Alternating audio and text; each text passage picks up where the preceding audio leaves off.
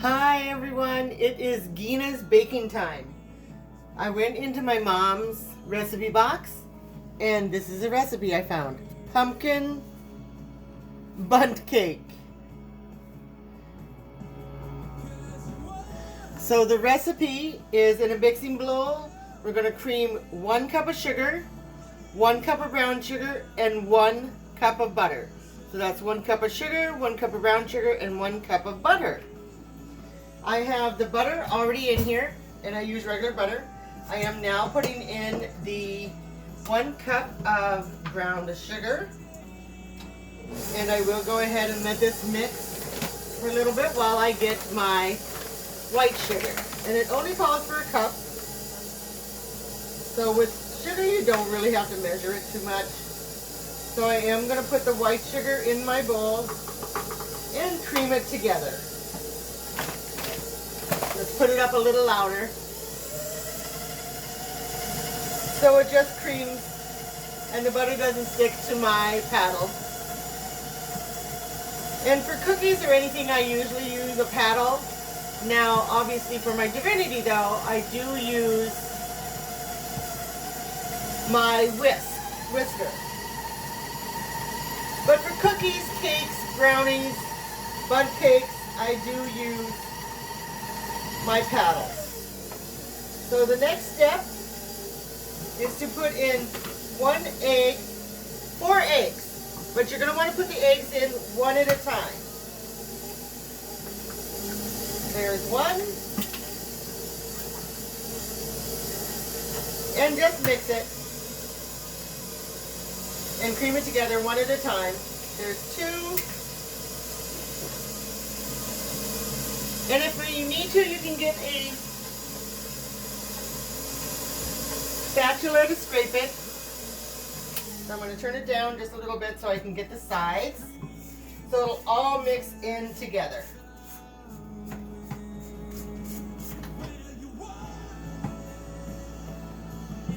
And that is mixed, so I have 2 more eggs to go.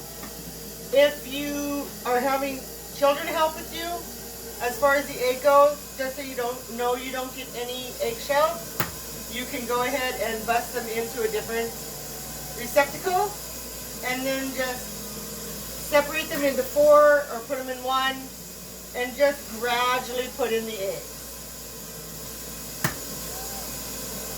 There's number 3, and here is number 4 egg. So I just want to get it a little mixed up a little bit better. There is a little bit of dough on my paddle, so I am going to take that off.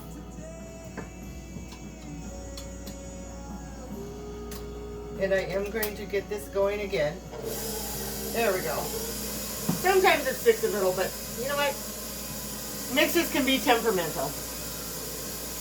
So the next thing is to add 1.5 cans of pumpkin.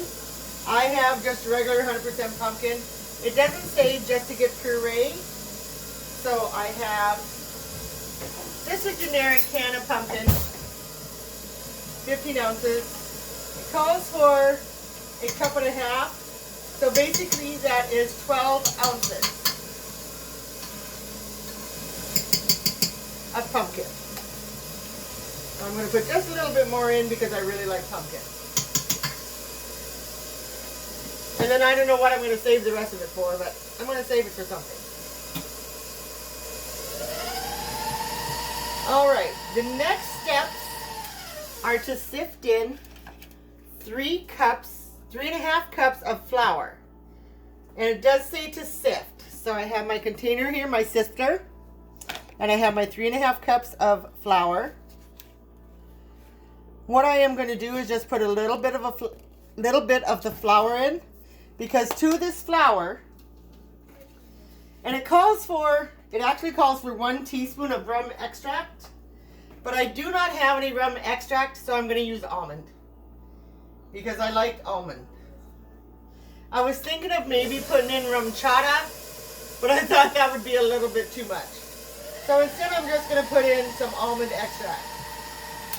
Rum would probably be better because it is pumpkin, but you work with what you have. So now in my flour, I have baking powder. And in this recipe, baking powder will help it to rise. So it calls for 3 teaspoons of baking powder. So there's 1. There's 2. And with baking powder, you are going to want to level it off. So I just use this little lip here to level off my spoon when it's coming out. And it also calls for ground allspice. I don't think I've used this allspice yet, so I am going to have to take it apart. Okay, maybe. There we go. So let me open this allspice. I have a lot of spices in my shelves just because you never know when you're going to need them.